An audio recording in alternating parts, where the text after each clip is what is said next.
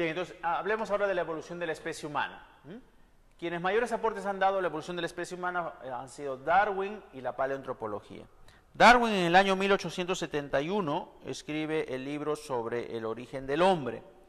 Y en este libro Darwin plantea que los humanos compartimos ciertas características con otro grupo de animales muy parecidos a nosotros, que son los simios, ¿no? Los humanos y los simios compartimos ciertas características. Entonces Darwin decía, por lo tanto, como son similares en ciertas características, tanto los humanos como los simios deberíamos provenir de un ancestro evolutivo. Entonces, habría habido una especie que ha dado origen a esas dos ramas, a los humanos y a los simios. En ningún momento Darwin dice que los humanos descendemos de los simios, eso es falso, en ninguna parte de su libro menciona eso, ¿no? Lo que sí dice es que humanos y simios tenemos características en común, por lo tanto, provenimos de una especie ancestral, ¿no? Somos dos grupos distintos, pero al tener características en común, nos habríamos originado de un mismo ancestro evolutivo, ¿no? Pero Darwin no dice que los humanos descienden de los simios, eso por si acaso es falso, ¿no? Sí dice que humanos y simios provienen de un mismo ancestro. Y el otro aporte es el que da la paleoantropología. La paleoantropología lo que hace es estudiar las características físicas y el comportamiento de los humanos primitivos para compararlo con los humanos actuales, ¿no? Y ver qué tanto hemos cambiado. Bien, los humanos pertenecemos al grupo de los homínidos, específicamente estamos en la familia Hominidae. La familia Hominidae presenta dos géneros, el género Australopithecus y el género Homo.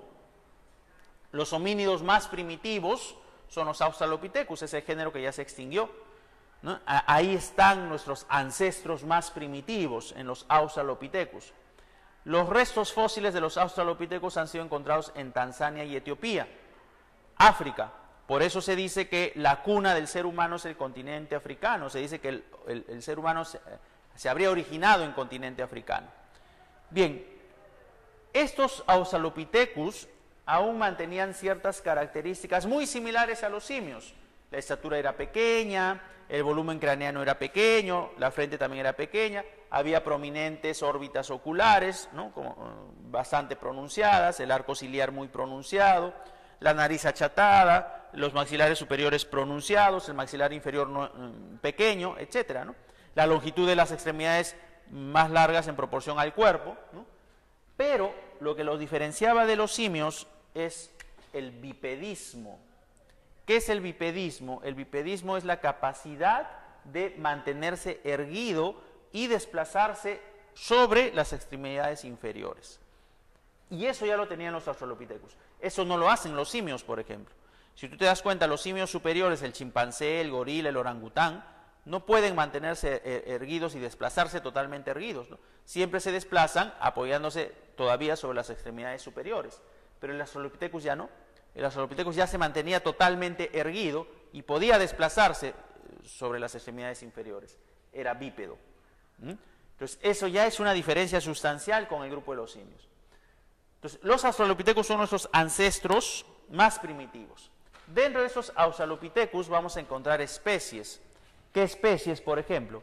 Está el Australopithecus afarensis, ¿no? Está el Australopithecus afarensis. El Australopithecus afarensis es uno de los Australopithecus más antiguos. Además es importante, ¿por qué? Porque se ha encontrado uno de los esqueletos mejor conservados de un Australopithecus, pertenece a un afarensis. Ese esqueleto corresponde a una hembra de aproximadamente 20 años. Esa hembra, ese esqueleto de esa hembra le han dado el nombre de Lucy, ¿no? La famosa Lucy. Lucy fue una Australopithecus afarensis y es uno de los esqueletos mejor conservados de un Australopithecus, ¿no? Lo que se había encontrado hasta ese entonces eran fragmentos de cráneo, pero con este esqueleto prácticamente ya se puede conocer mejor cuál era la anatomía de los afarensis. La edad del esqueleto es de aproximadamente hace 3,7 millones de años, ¿no? Se dice que hace 3,7 millones de años habría muerto Lucy, ¿no? Habría muerto Lucy, ¿no? Porque más o menos esa es la edad que se le ha detectado a los restos fósiles. Después de Afarensis está el Australopithecus africanus. Los Australopithecus africanos habrían derivado de la Afarensis, habrían vivido entre hace 3 millones de años a 3,9 millones de años. Ese fue el rango en los cuales habrían vivido los africanus. Luego está el Australopithecus robustus y finalmente el Australopithecus boisei, que habría vivido hace 2 millones de años. Con el boisei se extinguen los Australopithecus. Y se extinguen probablemente, ¿por qué? Porque se dice que de repente habrían coexistido con el otro género, y el otro género es el género Homo. Y los individuos que pertenecen al género Homo habrían tenido mejores características más que le favorecían para su adaptación que los Australopithecus. Dentro del género Homo, por ejemplo, está el Homo habilis. ¿Y el Homo habilis por qué se caracteriza? Porque además de ser bípedo, ¿no es cierto?, era capaz de construir herramientas pequeñas hechas a bases de huesos y piedras, lo que no hacía el Australopithecus, el Homo habilis sí. Entonces eso ya le da una ventaja, ¿no es cierto?, eso ya le da una ventaja sobre el Australopithecus. Luego del Homo habilis aparece el Homo erectus. El Homo erectus es el primer homínido encontrado fuera de África. Sus restos han sido encontrados en Asia, han sido encontrados en China. Entonces, primer homínido cuyos restos fueron encontrados fuera del continente africano, el Homo erectus. Bien, ¿por qué se caracteriza? Porque ya este homínido, el Homo erectus, ya construye herramientas más complejas. Y era capaz de construir hachas, lanzas, mazos. Y ya sabía usar el fuego. Ya tenía conocimiento del uso del fuego. Y eso ya le da una ventaja con respecto a los demás. Y luego del Homo erectus está el Homo sapiens. El Homo sapiens tiene 2 variedades. El Homo sapiens se habría originado del Homo erectus. El Homo sapiens tiene 2 variedades. Está el Homo sapiens neanderthalensis, o conocido como hombre de Neandertal. Los restos del hombre de Neandertal fueron encontrados en Europa. ¿Y qué características tenían? Ya las características son un poco más cercanas a los humanos. Se cubría el cuerpo con pieles, vivían en familias, entonces ya tenían noción de grupo familiar y enterraban a sus muertos con ceremonias. Entonces fíjate cómo ya van apareciendo comportamientos que nosotros mantenemos, ¿no? El hecho de vivir en grupos familiares, defender a la familia, enterrar a nuestros muertos con ceremonias, eso ya aparece con el Homo sapiens neanderthalensis. Y la otra variedad es el Homo sapiens sapiens, donde está el ser humano actual, ¿no es cierto? Pero antes que aparezca el ser humano actual, dentro del Homo sapiens sapiens está el hombre de Cro-Magnon. ¿Y por qué se caracteriza el hombre de Cro-Magnon? El hombre de Cro-Magnon se caracteriza porque, además de cubrirse el cuerpo con pieles, ¿no?, vivir en familias, etc., además de eso, el hombre de Cro-Magnon ya es capaz de graficar vivencias, entonces transmitir ideas mediante gráficos, gracias a las llamadas pinturas rupestres. Las primeras pinturas rupestres que aparecen pertenecen al hombre de Cro-Magnon. Entonces, eso también es una ventaja. ¿Por qué? Porque ya está transmitiendo vivencias. Es un tipo de lenguaje gráfico. Eso está con el hombre de Cro-Magnon. Y luego ya aparece el ser humano actual. Esa es la secuencia evolutiva de la especie humana. Bien, todos los seres vivos hemos evolucionado. Todas las especies han cambiado, han evolucionado. Por lo tanto, al evolucionar han surgido nuevas especies. Como surgieron nuevas especies, se vio la necesidad de clasificar y ordenar a las especies. Entonces, la ciencia que se encarga de clasificar a los seres vivos es la taxonomía. Y quien se considera el padre de la taxonomía es Carl Linneo. Linneo establece cuáles son las normas y pautas para clasificar a los seres vivos. Linneo establece que existen 7 categorías taxonómicas, o también se les dice 7 taxa. ¿No? Taxa es plural. Entonces hay 7 taxa, no se dice 7 taxas. Entonces 7 taxa, taxa es categorías, es plural. Hay 7 categorías taxonómicas. ¿Cuáles son? La más específica, ¿ya?, la más particular es la especie. Entonces se agrupan desde la especie hasta la categoría más general, que es el reino. Entonces, conjunto de especies te forman un género. Conjunto de géneros, familia. Conjunto de familia, orden. Conjunto de orden, Clase. Conjunto de clases, si hablamos de animales, forman un filum. Conjunto de clases, si hablamos de plantas u hongos, conforman una división. Y conjunto de filum o división conforman un reino. Esas son las 7 categorías. Se agrupan desde la especie hasta el reino. Existen millones de especies, pero solamente 5 reinos. ¿Cuáles son esos 5 reinos? El reino Monera, que agrupa las bacterias, el reino Protista, que agrupa los protozoarios, el reino Fungi, que agrupa los hongos, el reino Animalia y el reino Plantae. Pero por si acaso, Lignio no dice que hay 5 reinos. Quien dice que hay 5 reinos es Whitaker. Whitaker establece que hay 5 reinos. Lo que dice Lignio es que la máxima categoría es el reino, pero no dice que hay 5 reinos. Quien dice que hay 5 reinos es Whitaker. Lignio establece así las categorías, y esas son las categorías que hasta ahorita se respetan, hasta ahorita permanecen. Pero además Lignio establece el nombre científico. El nombre científico es el nombre válido universalmente para una especie. Todos los organismos tienen un nombre científico. El nombre científico no cambia, lo que puede variar es el nombre común, el nombre vulgar. Por ejemplo, lo que para nosotros es papa, para los norteamericanos es patatas, ¿verdad? Pero hablamos de lo mismo. Lo que para nosotros es ají, para los mexicanos es chili, pero hablamos de lo mismo. ¿Qué está cambiando? El nombre vulgar, el nombre común de la planta. Lo que no cambia es el nombre científico. El nombre científico es universal. Y ese nombre científico, según Lignio, está dado por 2 vocablos, el género y la especie. Entonces, todo nombre científico está conformado por género y especie. Para escribir correctamente el nombre científico hay que respetar ciertas reglas. ¿Cuáles son? Solamente la inicial del género va en mayúscula. Mira, el resto y toda la especie va en minúscula. Solamente hay una mayúscula que es la inicial del género. Y la segunda regla es que género y especie se subrayan por separado.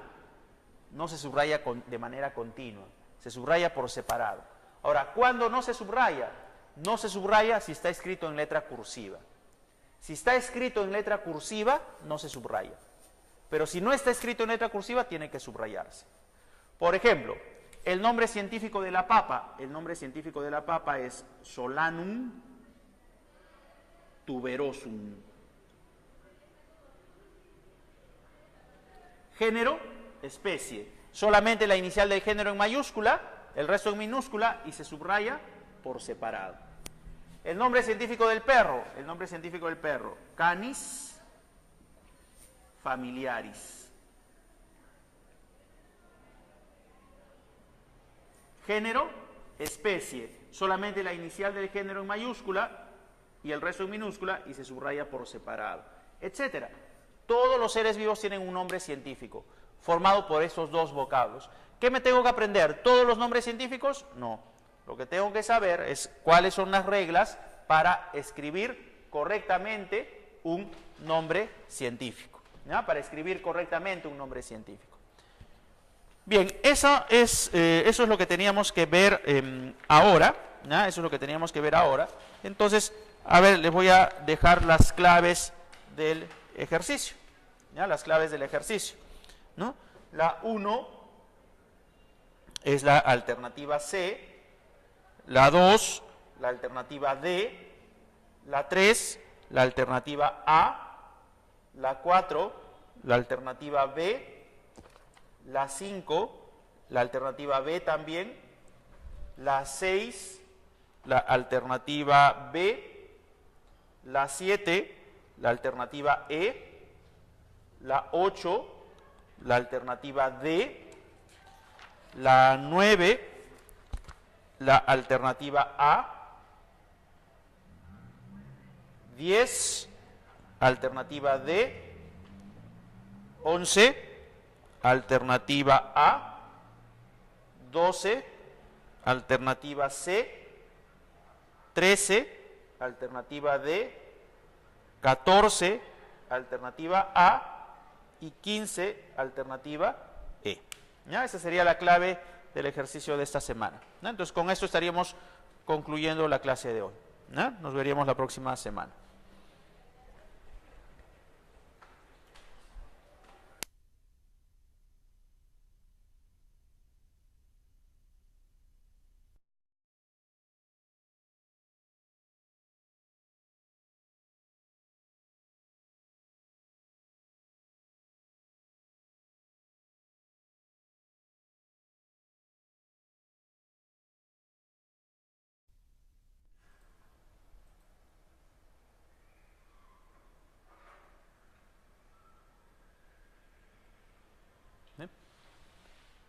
Bien, entonces hablemos ahora de la evolución de la especie humana. Quienes mayores aportes han dado a la evolución de la especie humana han sido Darwin y la paleoantropología. Darwin en el año 1871 escribe el libro sobre el origen del hombre. A esas dos ramas, a los humanos y a los simios. En ningún momento Darwin dice que los humanos descendemos de los simios, eso es falso, en ninguna parte de su libro menciona eso, ¿no? Lo que sí dice es que humanos y simios tenemos características en común, por lo tanto, provenimos de una especie ancestral, ¿no? Somos dos grupos distintos, pero al tener características en común, nos habríamos originado de un mismo ancestro.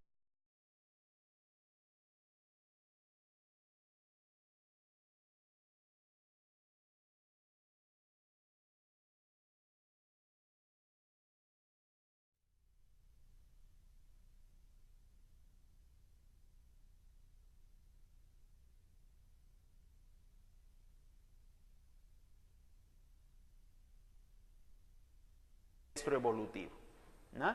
Pero Darwin no dice que los humanos descienden de los simios, eso por si acaso es falso, ¿no? Sí dice que humanos y simios provienen de un mismo ancestro.